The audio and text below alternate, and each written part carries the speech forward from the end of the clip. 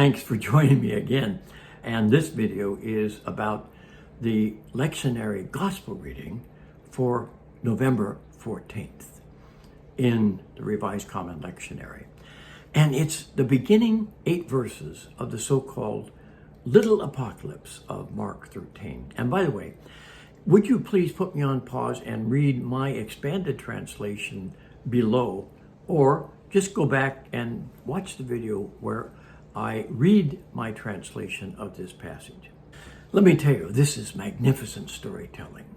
We know it because Mark uses that time-honored technique of fixing location visually so that we can get into the action. And he does it by location and hints at another location. The first scene, of course, takes place while they are in the temple. This unnamed, anonymous follower asked the question, well, look, this is just magnificent. Look at these stones. And by the way, if you ever have been or will go to Jerusalem, you can see those stones at the Wailing Wall, so-called. And they are magnificent. Jesus says, well, I want you to look again because I see something else. Now, this is kind of like parables, actually. Because remember, in Jesus' parables, the surface is not the point. And so here the surface is not the point. The point is destruction and events that will be happening. And this is a foretaste of what's going to take place in the next session. Well, so this is a dialogue. This whole section is structured as a dialogue. In other words, a training event. And in that sense, it's not actually an apocalypse. An apocalypse has to have a narrative. And in this narrative, all of the Jewish Christian narratives, there's a privileged person who has revealed to them, often on a journey across the barrier between heaven and earth, and comes back with special information. This is not a narrative of an apocalypse. This is using apocalyptic imagery. But wait a minute.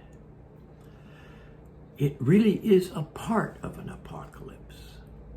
Because remember, Jesus, as described in Mark, is someone who has been privileged with a new vision, a saving vision of a breakthrough that God has created. I've been calling this new divine reality, this heavenly reality, this other reality, this God presence. He is the bearer of good news that has been revealed to him.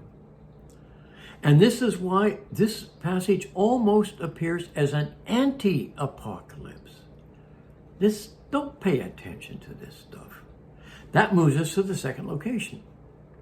And Jesus then moves across the Kidron Valley, up onto the Mountain of Olives, looking down across over against the temple. Now, that little word in there, and this is not accidental.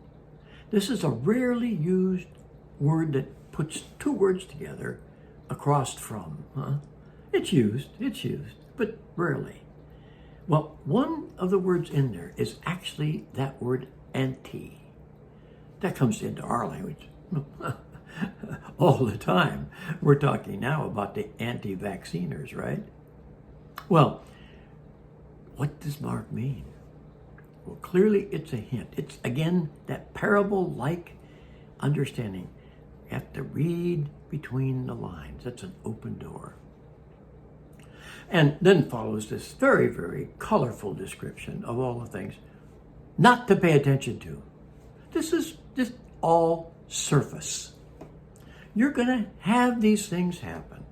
And you simply cannot allow your inner calm to allow you to drift. And by the way, that Greek word is quite literally used in ancient literature of ships drifting off course. Drifting is the issue in this early part. This is not about end time. You don't need to worry. These are just things that you can count on happen. What's the point then? The point is that where God is breaking through is not in these events, and you should not take them as such, and you must not overinterpret them as such. God has been breaking through all along, and the temple, which we have been trained to think is the only place where God breaks through in the Holy of Holies, that's not the case now. I will remind you that it's in Mark, where we have this odd thing about the cursing of the fig tree, which is a parable. Now, we know that by the time our version of Mark is being circulated, the temple has been destroyed by the Romans. We know that. But Mark is using this as a way of subtly expanding his story and inviting us to think deeply about what a magnificent apocalyptic breakthrough the event of Jesus in our midst was. Think about that, and I'll look forward to talking more about that next week. Thanks for viewing.